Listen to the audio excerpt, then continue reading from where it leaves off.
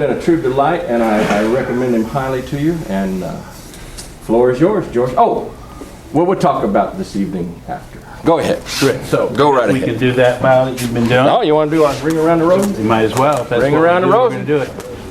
All right, here we go. Thank you. Alrighty. So, bravo. It's always interesting when you get people, you do a seminar like this where there's people from different styles, and then, even just different arts, and then styles within the art. Because everybody's got, when you talk about the form, everybody's doing something different. And so, I was trying to think of what to do, and I thought, try and do a little principle work, connect this stuff to what I'm currently describing as the quality of the touch, okay? So that if you're putting your hands on somebody, or somebody's putting their hands on you, this stuff should be, you should be able to apply this stuff all the time, okay? So let's just start with something very, very simple. We don't have to do it kneeling. We would typically do this kneeling. Give me a good grab. Okay, so the place where you touch, your power is always going to be going around that. You saw that this morning, Sensei's class. Okay, he was always moving around that power, not clashing with it. Okay, I'm going to do that with less body movement, which means if somebody grabs you here, you try and lift your hands, they're going to bury you. You treat it like there's an axis here. So what goes in underneath is the energy of your knees. So if you draw a line down this femur, that actually goes out there, goes out underneath them. And the elbow energy goes in underneath them. And as those go in underneath him, he will naturally start to rise. If I try and lift the point of contact, I'm hosed. He'll bury me. So I'm actually, the hand gives direction to the energy of the movement. But your arms don't create the power, ever. Okay? And so if he's grabbing my wrist, I'm free to move this all I want. And the elbow's free to move all I want. What I don't do is try and move the place he's touching me. And so if the fingers rise and the elbows go in, he will begin to float. And then you can give it a core turn and put him on his edge, whatever you want. So right now, just pop them up and then just a little bit of a core turn so they're on their edge. And you can see I can do all sorts of throws from here, transitions or whatever. This is just, and eventually you get to the point where you can do it on the touch. Okay? So static training is to train you how to make connections in your body, how to balance all these forces out. Any place I feel tension, got to figure out how to release that. There shouldn't be any tension. I should be able to do this with somebody who's really strong with my fingers. Okay? And it's like, I'm really big. I'm bigger than most of my partners, although you have a significant number of high beefcake factor boys here. But a lot of times people look at what I'm doing and they think I can fake it because I'm bigger than my partners. I did a demo in DC years ago and I was up there mamboing and some guy I had one of my best ukes. But some guy in the front row yelled out, "Why don't you pick on somebody your own size?"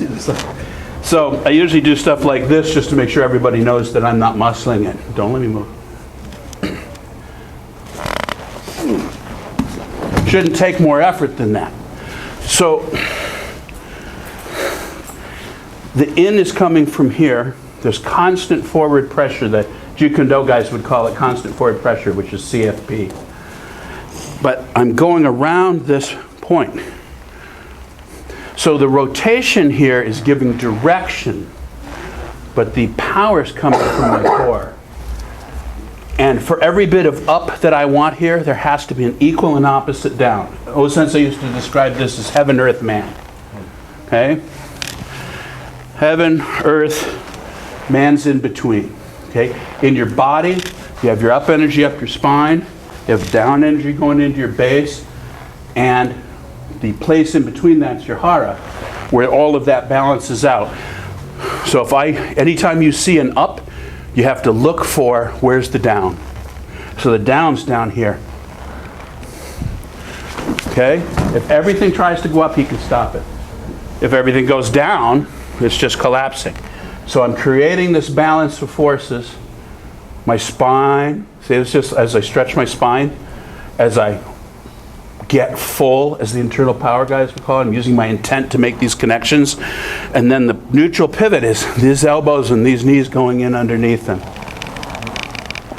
And then he's gone. Okay?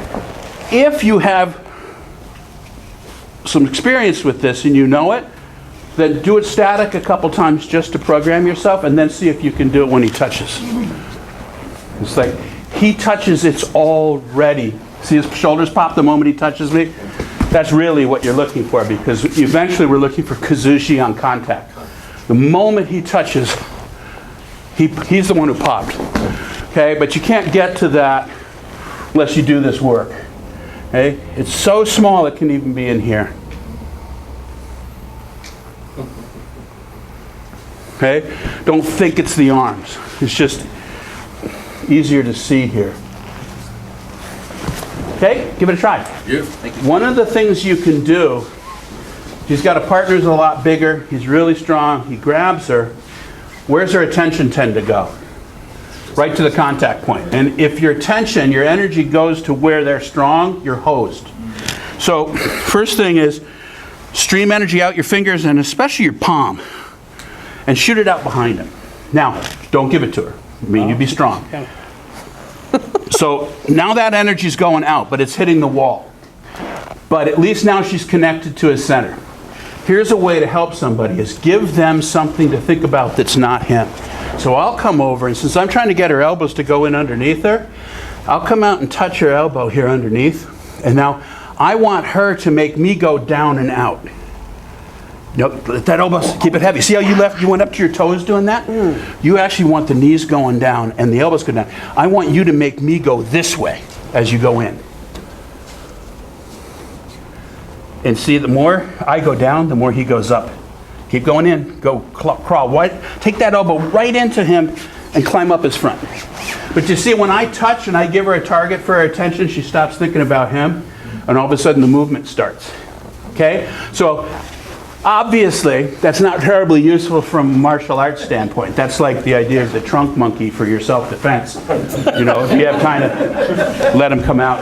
You know, do you have an assistant to come touch your elbow so that you can get this right? So eventually you have to be able to you have to do that yourself. He touches me and I'm in underneath him. Okay? But it helps to get them not thinking about this. So if Chris comes over here and touches puts his hand under there, if I actually think more about Chris going that way and down, I stop pushing on my partner because I'm not even thinking about him. And yet he moves effortlessly because he's caught in that whole flow. So this is a way to kind of help your partner not put their attention in the wrong place. If your attention goes to the attack, you make the attack strong. Okay? That sticks so that if he tries to hook me and punch me, I can stick with it. Then you better make the other stuff relax. And you're coming in with a rigid grab, hook me. It'll break the grip every time. This grab isn't functional. Can't protect me because I've made everything else stiff. These poor little guys here can't possibly hold on. But here, and you notice that if I do that, then it starts to produce the shape of some of our throws. If I'm making this grip functional as a connection point, then it starts to produce stuff here. Whereas if I go, ha, it just breaks it, and he hits me. What was the point of grabbing him in the first place? Was to keep him from doing that. Okay, does that make sense? So try and have a light touch. And then as he does this, what'll happen is, instead of, if I make my arms really rigid here, as he does this, my grip will eventually pop off. And guess what he's got? Double strikes here. I mean, that's what this is. Okay? It didn't have to be a throw. It was how somebody's trying to restrain my sword grab. Whoop, this is enough. So if I have a light touch, I'll let the elbows go in order to keep this functional. And what that does for me later is if he makes a mistake, do what we're doing. He just lost energy here. Looks like I'm off base, right? I don't have it though. But he broke connection. And from here, I can actually go here, even though it looked like I was going, because I kept that connection, kept integrated. So this is the thing, people look at Aikido and go, oh, you know, the guy's just falling down, he's being too cooperative. We're training people to stick, because if I stay connected, even till I finally take the fall and I'm pinned, if I stay connected that whole time, that's where the Kaishiwaza comes from. That's where your reversals come from. Okay? So whether you're attacking or defending, you need to have this light touch. Okay? Does that make sense? Right. A little more. Thank you, Sensei. If you're having any trouble, raise your hand and I'll try and spot you. So, side there. Not even. Nowhere near. Not even. I mean, did anybody not have any success with it? You had some success? Okay, then it's a matter of practice. Okay? You know, if you're completely off base, you can't practice. Right? That's one of the things that I really like about the Sistema guys is they will not let you do 20,000 repetitions of something that's wrong, because all you're doing is burning in something that's wrong. This whole idea of, well, just keep practicing, it'll all become clear. I think that's been disproven by 40 or 50 years of Aikido. And there's a lot of bad Aikido because people didn't know what they were doing, and then they practiced really hard doing that over and over and over again. Okay, so now the next thing. This is kind of geometry, which is kind of what we were talking about in the previous class. We have a thing we call the Eto Curve. And actually, I'll do it from frontal, just so you can see it. Okay? There's a line between the shoulders, which is also a pair of lines, line between the hips. That line is a strong line. Don't let me do it. That line is a strong line. Okay? So since I was talking about the line that's perpendicular to that as being one of the main balance lines that we try and use. Okay? There's another one that doesn't necessarily have to work perpendicular to the feet. There's a curve that runs through these 2 points behind the head, and that is actually, we use that, I would say 90% of your Aikido Kihon Waza, the most basic techniques, are running that curve, which we call the Ikkyo curve. So you can see it, you know, in Ikkyo, people try and do something with the arm up here. That's in front of him. But actually, if I take this touch, put it behind him and run the curve, it's a piece of cake. Okay? So that's where the Ikkyo curve comes from. But we'll do it simply here. Touch your partners. Take your elbows in until you feel them bracing against you because they don't want to tip over. Let it rise a little bit. And put your mind back here. Don't think about doing something to him. Go behind him and rotate your core. And you watch, it's like most of our Kihon Wazas work in this. There's Kotegaeshi. Is it about cranking his wrist till he falls down? You can actually, you know, kind of do that as some people, but a lot of people you can't. Or you can look at it as a handle to run the Ikkyo curve. I don't even necessarily want him to feel it on the wrist. The people who feel it on the wrist, it works on the people who don't have strong wrists, but if they're feeling it on the wrist, and you get one of these guys, you know, up in Seattle, we have the guys who used to do the timber work. What they do all day long? Big honker chainsaws. You know what their wrists are like? They look like my ankles. And if you think you're going to do Kotegaeshi on somebody by twisting their wrist, it's a joke. Okay? So, this is a way to use that Ikkyo curve. So right now what I want you to do is go in and up, just like you were just doing. In and up. You're getting a little light, he's on his heels now. And then just use your core and slide him on the Ikkyo curve. Now he's trying to be stronger this time than he was before, but it's still going along fine. If I do this fast with a light touch, it won't matter. He doesn't have time to organize like that. Okay? So, first I get him light. This is no different than what Nick Sensei was doing. I need him light. So I can make him light this way, which is a lot of your koshis and stuff for the judo, but I can also make him light this way. Put him on his heels. So you can have him on the ball of his foot, or you can have him on his heels. In either case, he's not grounded the way he'd like to be. So no different than what we just did. Grab. There are the shoulders. Skipping that now, there's the shoulders. My heart is going in. I'm not trying to do it here because he's going to ground that out. I'm actually, anytime you see something happening here, look for where it's really happening, which is, it's not here. It's actually the entry down here that makes him go up. And then when I go to turn him this way, don't think about trying to move him here. Think about taking this side of the, there's two ways you can rotate. You can run the yin side of the rotation or the yang side of the rotation. If you're we're all relatively cylindrical. Some of us are more cylindrical than others. Okay? If I'm turning at any point in time relative to somebody else, half of that circle is coming towards them and half of it's going away from them. Okay? And what everybody does is they try and run the yang side of that rotation. If I want him over there, so I grab him and I try and turn that way. What I really actually want to do is run the yin side of the rotation. So when I get him floated here, instead of trying to come forward on this side, I'll go back on this side. And so, easy way to think about it. If you've trained with a Kata sensei, he'll do this and he won't use his hips. He's talking about internal power. Okay, that's great, but it's probably above a lot of people's pay grade. When you engage here and you have both feet on the floor, you have both hips engaged, you're relatively even in the power. So if one hip releases, you're creating a low pressure zone. And so this is not quite internal power, but it works really well. Okay? Get in and underneath him and float him a bit, and then just let one hip release. And he starts flowing into that place. And then for the down, just let your knees go.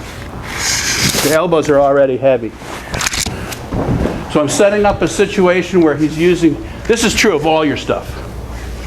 What Nick Sensei was doing. You're setting up a situation where they're using you for support and you take the support away. It's a much better way to think of what you're trying to do than throwing.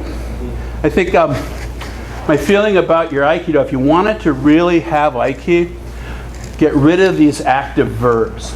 I am throwing someone. I am doing this to you. Because one is essentially dualistic, and O-Sensei talked about there not being any separation. So you're already thinking of it in a way that O-Sensei didn't talk about it that way. But it also makes you think you should be doing things to other people. And what they say, what somebody like Dan Harden Sensei will say, Aiki in me before Aiki in me. I'm going to organize and balance my structure before I even think about what I'm doing with you. So, in fact, all I'm doing is entering in and then changing how my structure works, and the result happens to be that he's moving. But I am not thinking of this in terms of... So, it doesn't take any more than this. Here's the in and the up. Here's around behind him on his Eto Curve. Here's the down. There was no grab there. I just kind of brushed him. This idea of sliding, the Japanese term for it is suberu. Okay? So here's another concept before I have you doing it, so you can kind of think of these things. There's the Eto Curve. There's also what I call the seam. So if you have a yin and yang symbol, you have the drips. The place where the white and the black touch, that S curve, that's energetically neutral along that whole thing. And the way they used to talk about Aiki was 9 and 1, 8 and 2, 7 and 3, 5 and 5. It's a different balance, but it always is balanced. So anywhere along that curve is balanced. So when I touch somebody's structure, there he is. I just touched his center. Trying to go more than that just hits the floor. And less than that breaks connection. But there's this place where when we touch, it's energetically neutral and movement's powerful right at that place. So I am sliding around the seam. Sliding is what's in between pushing and pulling. Okay? So you can think, people will use the terms pull and push, but they're not in fact doing with their muscles what we normally associate with those terms. So I think of it extending and drawing. And that doesn't tell you that, like pushing, you tell people push, they're going to use those extensors. And you tell people to pull, they're going to use those retractors. And in fact, I'm not doing either of those. Those muscles are not firing. I'm mostly using my connective tissue, and I'm giving it structure with my intent. So, feel here and here. You feel the muscles? Yes, sir. They're soft? Yep. Did those muscles fire? Okay. That's the idea. I'm using my core, I'm using my connective tissue, and I'm trying not to use those muscles. Because when I use those muscles, he knows what I'm doing, and he can fight it. Okay? So, give this a little try. This is from Uchiro Sensei, who's actually the karate teacher that was at the Aiki Expo. But all his karate uses Aiki. Okay? And one of their concepts was zero power. There is zero power at the point of contact. Okay, so when you hear me talk about a neutral pivot point, okay, Sensei was using neutral pivot points all over the place this morning, moving around the power. Japanese term for that is jiku. Okay,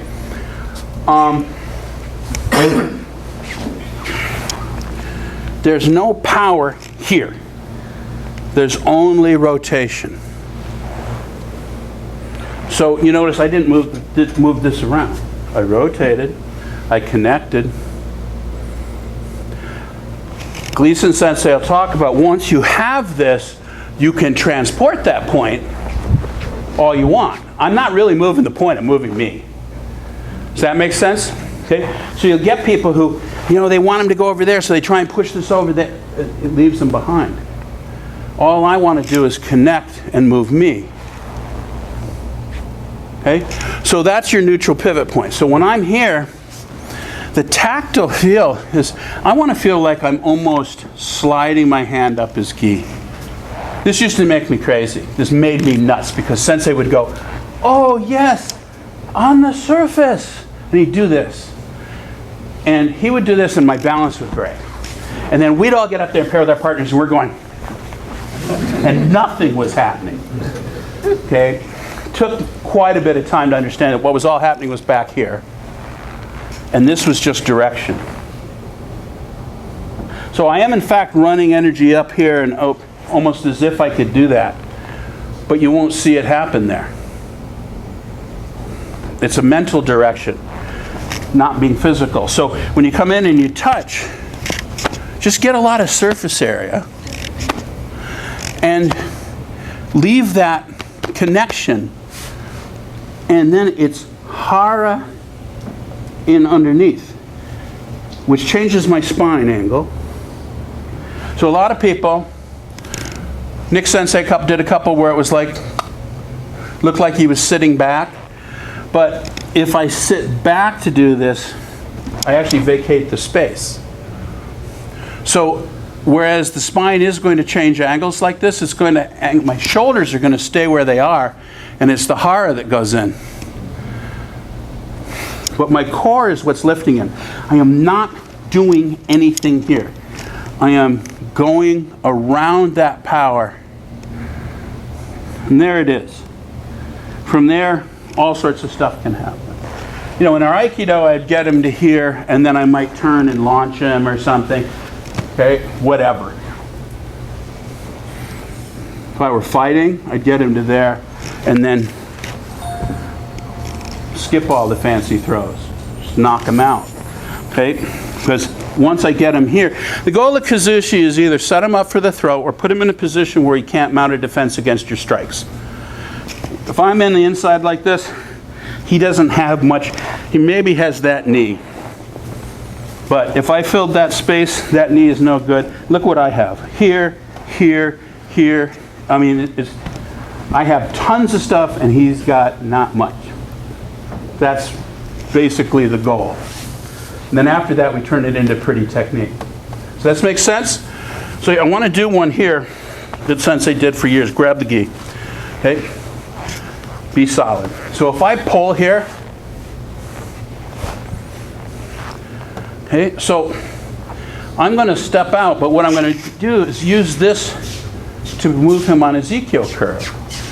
So instead of thinking all about how to pull that out on that balance line, as this foot moves out here, which is actually headed towards that part of the Eto Curve, think about coming in here and stop thinking about, and this is of course the Atemi. Okay? If I think more about the side that he's not touching, in this case, then I stop pulling here. But this rotation of the Atemi coming in, coupled with this foot, and now he's out here on the curve. Which, oh, you've already, previous class, you saw this angle. It was done from cross hand, but it's exactly the same angle. My key here is I am not pulling. If I think about this place and try and make that happen, he can pull against it. I actually, with this hand, think about where's the Atemi? There's a shot here, there's an elbow shot here. This energy's going in. My body moves back. There's no pull. And then here, when I get him stretched out like that, no, don't break your body over. If it gets you tipped a little, you get your, no, don't move the foot right now. Okay. I know you could, but don't.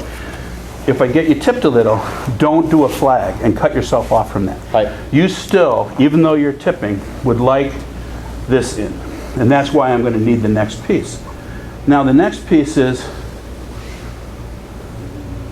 there. Eventually this is not done in pieces, okay? It's done in one motion. Okay? But this one bugged me for years because I would get out here and then I would try and figure out what happened here and nothing would happen. Whereas it's not. This is here with the same tactile feel, the same light touch that we just had. And the draw is on this side. And if this side is going this way, this side is going in. But I'm running the yin side of the rotation. And then to actually get the throw, once he's tipped, all I need to do is come over. I'm streaming energy up my spine to the ceiling. All I need to do is change that angle and bend my knees. And now the whole weight's coming down on top of him. Okay? So in the horizontal, it's this draw and this entry. And there it is. I didn't pull. You shouldn't feel like, if you do this too hard, their grips break off sometimes. And why not? Why would he hold on? A lot of stuff in the old days worked because the ukes were trained to be stupid. If this is going this much against where he is, no, don't follow it. If it's really going away from him like this, why would he hold on? He doesn't have to deal with it. He could let go, and where's his hand? Notice his hand is now sitting here where my face is. So it's not that you're pulling this away. You're actually, my initial movement is to go into that grip and collect it. He grabs here, and I go, yeah. Good. Give me a little push, just a tiny bit. I'm going to go into that and connect to it so that when I move, it feels like it's stuck to me. Not pulling.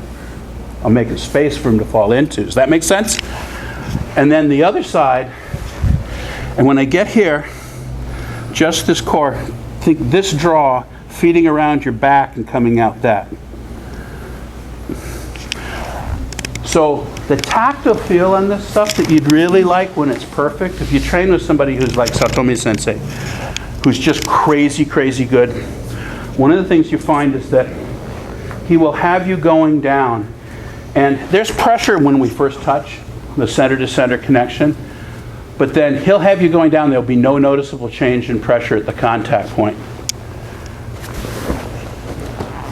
If the pressure changes, you're putting energy into that spot. If this is getting harder and harder before you fall, it might even work, but you're still putting energy where they're possibly strong. I want this working. And he's moving, there's no change in pressure because the energy is going from me out to him, and it's not at the contact point. Does that make sense? So in this case, we're going to go here, and then just, and let him fall. Right at the end there, you can go boop if you want to. Okay, go ahead. Then I'll show you what this is good for, which is really cool. Trying to mess you up. That was a bad thing about the way I trained. We were under the impression our job was to fight with our partner, and you look back on it now and go, is that like the stupidest learning paradigm you could find? It would be like going to driving school, getting in the car with your driving instructor, and every time you put it in gear and tried to drive, he hit the brake. You will not learn to drive by not driving. So what a good uke will do is he'll give me decent structure. Your partner's job is to give you feedback that allows you to get better. He wants you to get better. But that doesn't mean falling down for you, because if he falls down for you, okay, if I pull here and he just goes, then he's letting me do it wrong. And that's not good. But on the other hand, he's not doing a biceps curl. As he feels this, he doesn't curl that, because if he does that, I actually just should knock him out and not contend with him. Okay, because that hand is no longer protecting him. He's grabbing to change my balance and to protect himself. And if he starts fighting me, he can't protect against that. So that's okay with me. But I can't learn to do the technique that Sensei was doing. So what he's going to do is give me decent structure, not do anything he shouldn't do. He's relaxed. If I pushed in, I should hit his feet. If I pull back, I should hit his feet. And he's relaxed and centered. And he could be throwing that punch. And we'll leave that out right now, because I'm going to leave mine out, so it's only fair. Okay? So if I pull here, don't give way. Don't let me do it. You see the foot? I'm trying to make the step. I'm bouncing off the floor through his structure. I'm not doing that. I'm going inside that. Feel me come inside? Feel the touch there? Feel it come in under? Then I'm going to get underneath you and come up a little bit. You feel it get slightly light? When I move now, you're going to move and there won't be a pull. Okay? Cool. So then, as I get him I enter inside and underneath, make him light, move out here and draw him a little bit. Then this piece here, this is coming around on his Eto Curve. The feel? How many people have done the Aikido here? Remember your cut? Instead of thinking about something here, think about your Iai cut with the hand that's not touching him. And there he goes. Then at that point, when he's really screwed up, I've gotten him out here, I've gotten him tipped, then I come over the top and bend my knees. And how much pressure did you feel at the contact point? He's moving and he's not feeling a change in pressure. There's pressure there because we touch centers. He knows I'm here, but I'm getting all this movement with no change in pressure. That's what you're looking for. Because if they can't feel it, they don't know how to fight it.